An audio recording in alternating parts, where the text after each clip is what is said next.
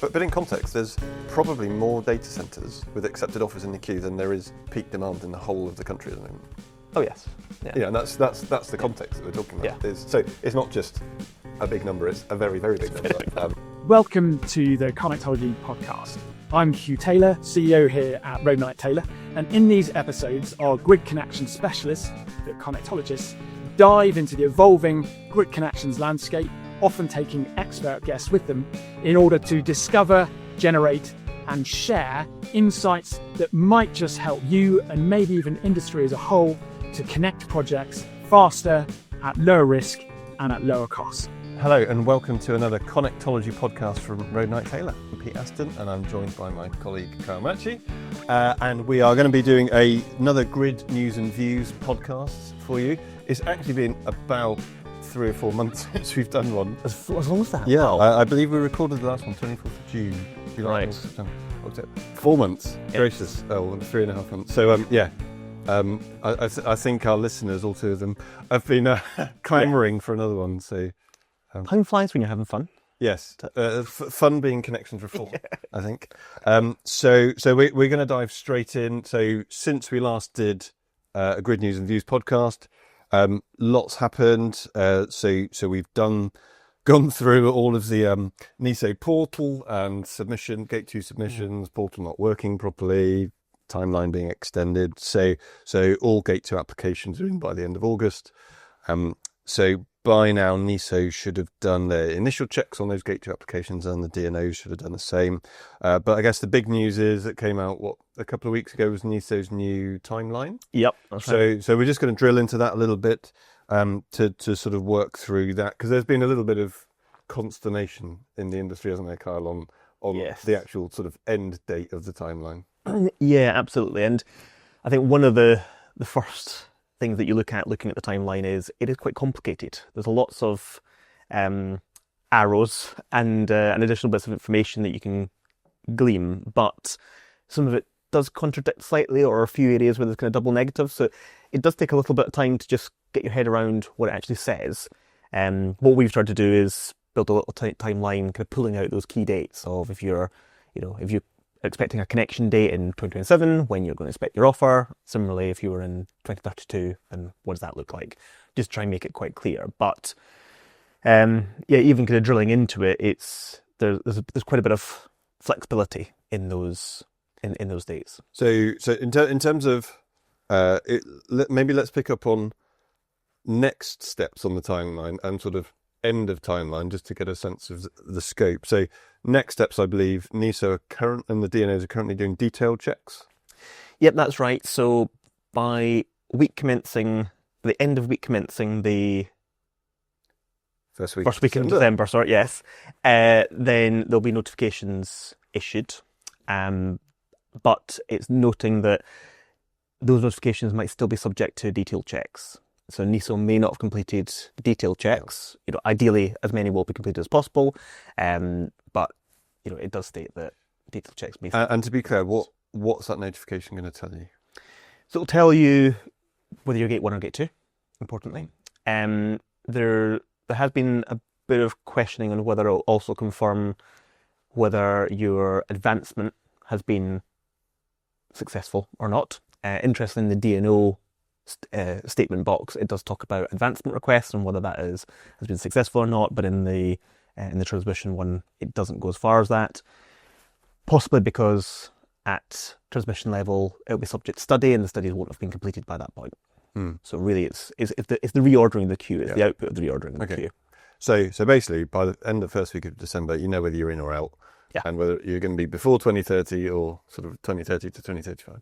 Yeah, and the details, for the details, if there's any more information. So if you're sitting in quite your comfortable position where you know the works quite well, you know a lot of the background of your project, either at transmission or distribution level, and you know that you're definitely, you've met all the criteria and you're really comfortable with that, then actually the notification should just be a confirmation. Yeah. We've had quite a few clients who've said, well, hold on, I've already received an email from the DNO that says you've passed your initial checks, you've passed your detailed checks, you've passed your red line boundary checks, NESO have now confirmed that you've passed their initial checks.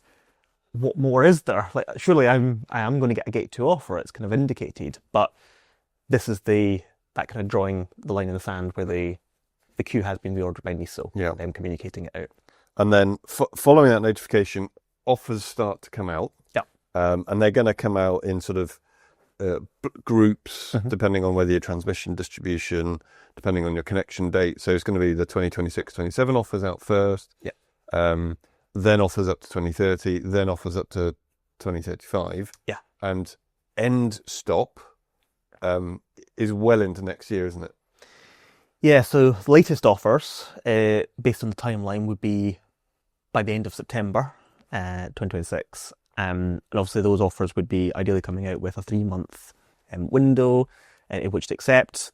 Interesting, that's a question as well that was posed to NESO in terms of kind of guarantee of that and kind of confirmation of the timeline, because as we know historically, a 3-month acceptance window is one thing, but that's also assuming there aren't any changes to be made. So does that then have an impact? I suppose for us and a lot of the industry, the question is, well, what impact does that have on my project and the build out, of course, but then also the next window and how can assessments be done if there are going to be quite a lot of projects that might not get or might not be in an accepted position until the end of 2026, maybe even later. And of course, there's no guarantee that all the Gate 2 offers will actually be accepted. Yeah.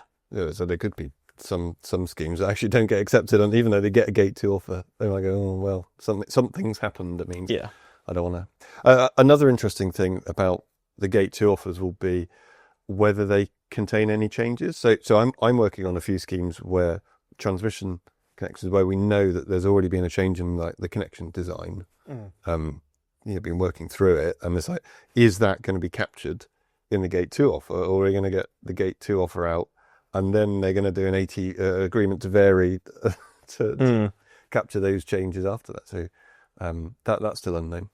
Yeah, I think particularly at distribution level, the DNOs have all indicated slightly different approaches to some of those changes. So,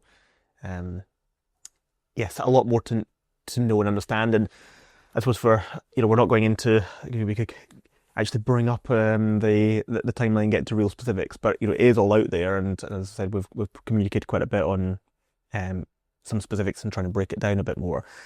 But the industry, a lot of the trade bodies, as well as developers individually, have obviously fed back quite a lot to NESO, and there's definitely a need to close that gap over the coming weeks to really understand exactly what that next part of the process looks like. But we're looking forward to getting stuck into reviewing some of the Gate 2 offers when they come out, I guess. Yes.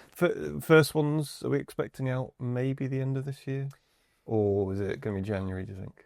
Yeah, an optimistic Kyle would say Christmas present. Christmas present, yes. We might get it some coming out. I think particularly those that are, anything that's 2026, 2027, if the kind of indications are that, well, those are not going to go through full system studies, because effectively unless there's some sort of major change, then they should already be pretty clear on what the solution would look like anyway. So there shouldn't be any reason why those can't come out fairly quickly. It's then that next wave after that where studies do have to be completed.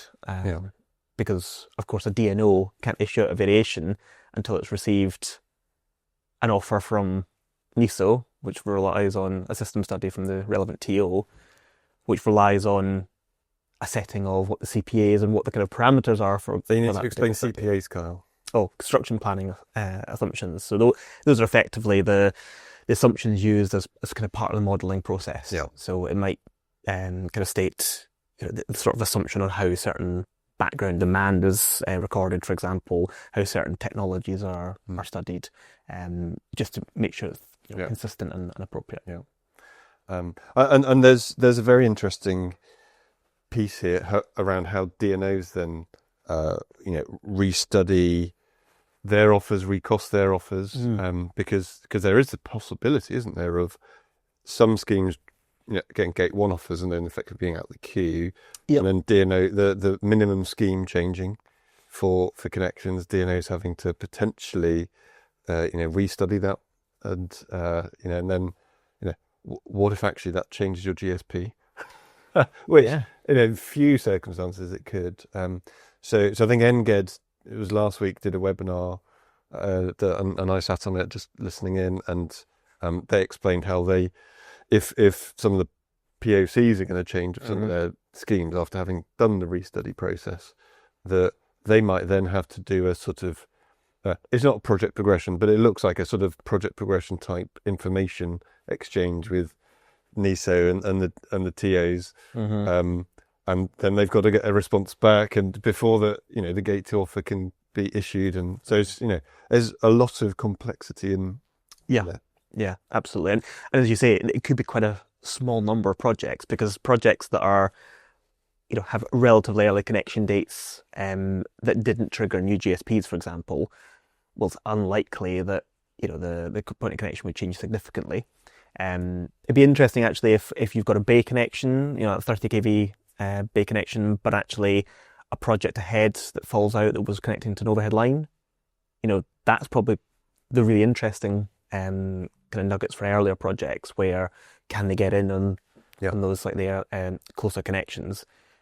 But actually, that for a really close connection date, that's got quite a lot of implications. If you already have an ICP, you're already working towards a plan, then actually, yes, it might save you from a CapEx point of view, but to move from a busbar connection to an overhead line might not actually be feasible. So it'll be interesting how that discussion really happens, because it'd have to be open dialogue with each customer. So we need to move on from connections reform in just a while, but before we do, we just wanted to pick up on third-party works. So this is when a transmission connection has an impact or potential impact on the distribution network. And have we got any idea about how changes to transmission connection designs or whatever might impact on the requirement to do third-party works? Yeah, so it is going to be reassessed as part of Gate 2, but for projects that were, I think it was 2026, 2027 projects. That's right. They ultimately, there shouldn't be any changes. So there's maybe a bit more certainty there. But for those that are later, then it's just noting that will be reassessed. So one thing we've kind of noted is there's an awful lot of a lot of obligations are really back on the developer rather than it sitting with like the NESO. So it was also, we had CMP461, which was trying to address some of those concerns in the industry. That was sent back and then has since been deprioritized. So I think it's fair to say there's still a bit of work to be done. So although offers might come back out with reassessed third-party works, there's still a bit of a question of whether is that the end game. Yeah. Or argument would be no, there's still more to be. But it seems like the onus would still be on the developer to contact the DNO and trigger that process, which is a bit clunky. But might add another layer of complexity into some of these schemes potentially. Yeah, and I think if any other mod does come forward or that's kind of reprioritised, it's unlikely to do it in the not going to happen during 2026. So if you're getting offers out and need to trigger that, then it's going to be the onus on the developers, I think. Thank you for listening so far. If insights like these are valuable in your work, then feel free to subscribe and stay current as Britain's connections landscape continues to evolve. Now, back to the Connectologists. Let's move on. We wanted to bring up the subject of connection charging. So there's some modifications bubbling around at the moment for connection charging and mods in the system. And just to say, if anyone's interested in looking at all the mods that NESO's in charge of, NESO does produce a modification tracker that you can go find on their website. It's very useful, and you can get a good summary of the status of all the modifications that they're running. Which is quite a lot. Which is quite a lot. Yes, so that would be CUSC mods, grid code mods, SQSS. I think the other one is STC as well. STC so I think that's the the full that they cover. Can you sort of quickly summarise the mods that are going through around connection charging? Because we've been looking at network boundary. Yeah, so we've kind of referred to it before as either network boundary charging, which is what the industry has kind of gone for now. We've more frequently called it SGT charging. So it's just noting that effectively we're talking about the same thing. And for regular listeners, they'll know we've done quite a lot on that topic over the last few years, actually, with it kind of coming to a bit of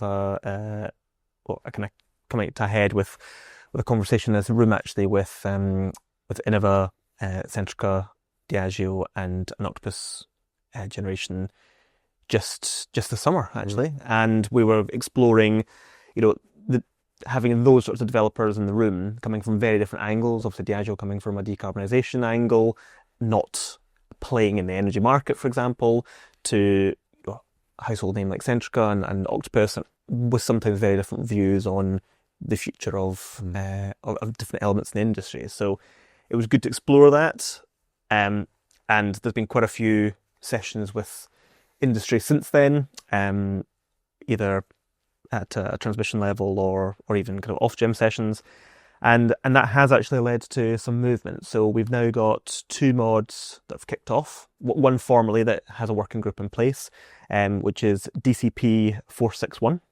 So we don't normally talk about DCPs. And then the Decusa change proposal. Decusa change proposal, exactly. So this is effectively led by Electrolink. So Electrolink sit in as the kind of code admin from a Decusa perspective, and this is looking quite specifically at a kind of concept that a few DNOs have been floating around, but it was proposed effectively via NGED, and it's much more succinct in that it's looking at a change around kind of capping, basically the charge. So at the moment, as many people know, if they're sitting behind untriggered SGT charging, if there's 5 of you, you'll share that total cost.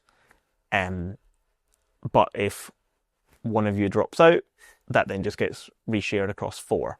So all the way down to if you're the only one, you're going to be holding the can. So the idea of this mod would be to effectively have a kind of allocation factor applied, so that you would know on day one what your proportion was, and that wouldn't change. If other people fell away, then that would be effectively socialised.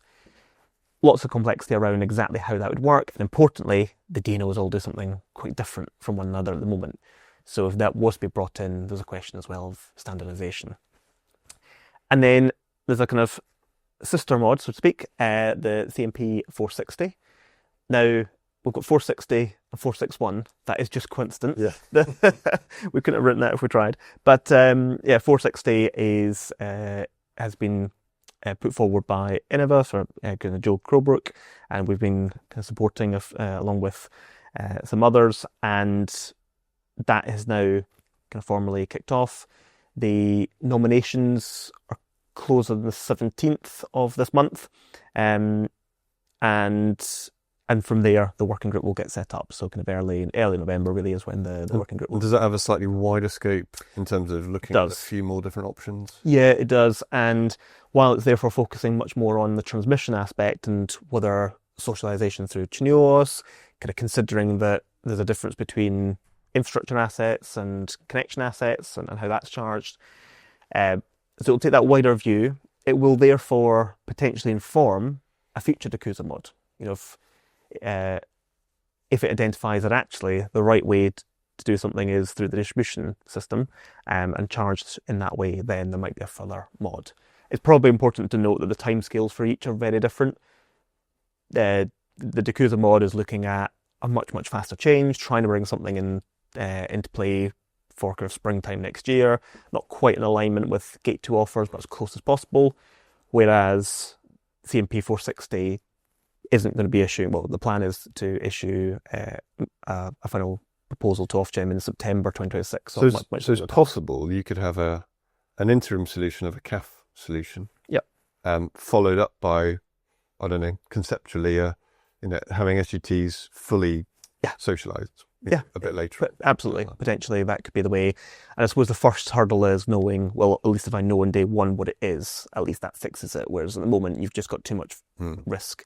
And it's been kind of flagged as well that the issue is a little bit hidden because a lot of developers don't necessarily accept those offers with those quite significant charges. So, interesting. So, well, we'll obviously feed back via podcasts and other means on sort of the sort of updates and progress on those mods. The last thing we wanted to pick up on before we have to run off to other meetings was just around sort of demand schemes. So I guess historically a lot of the well, over the last few years and connections reform, that's all been generation-led, energy schemes-led, and significantly solar and batteries. Whereas the demand sort of has just been a tag-along, hasn't it, on connections reform. If you happen to be a transmission-connected demand, well, you have to do a Gate 2 application, but, it was sort of just a smaller piece. But it's becoming apparent that demand is actually a massive area of growth. And we have seen some numbers floating around, haven't we, of what the level of demand, accepted demand schemes there are in the queue out there. Yeah, I mean, it's worth pointing out that going back to 2020, this time 2 years ago, effectively, the demand queue was in the 20s of gigawatts. And fast forward a year, is then in the early 40s. And therefore, it was the early 40s sort of figure that was used to kind of inform what connection reform would look like.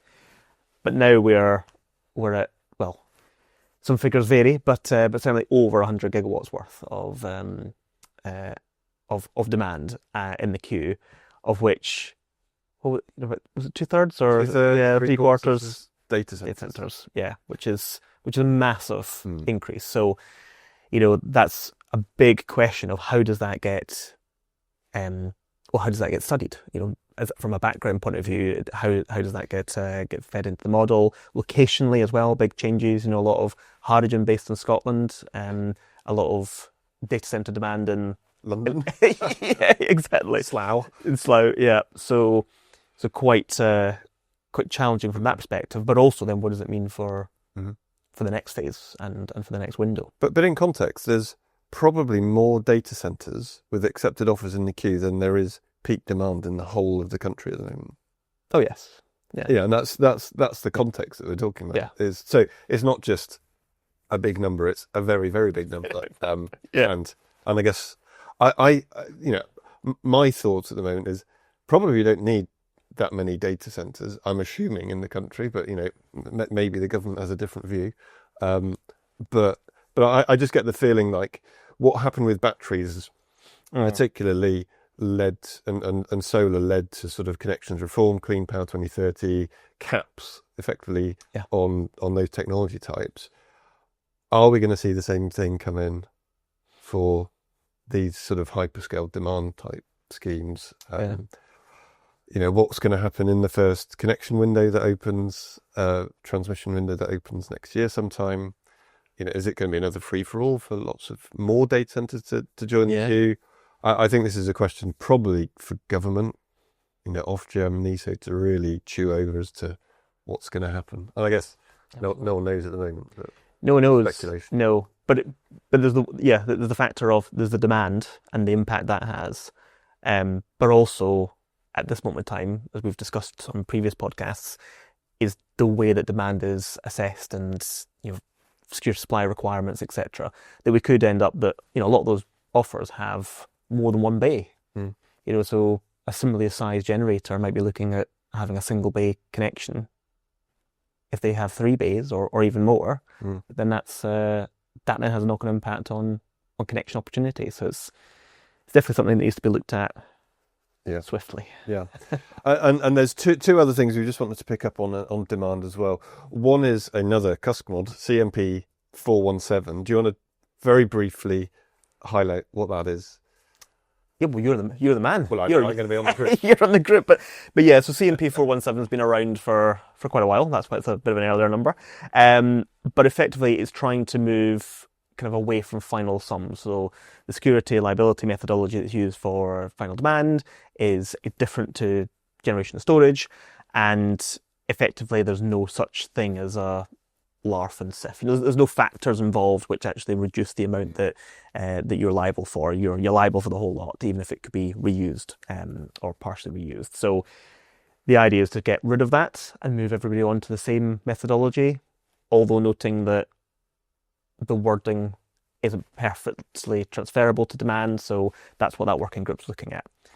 It's been running for a long time and was paused because of reform. A lot of people have dropped out over that period, so there's a bit of a light membership at the moment. Yeah.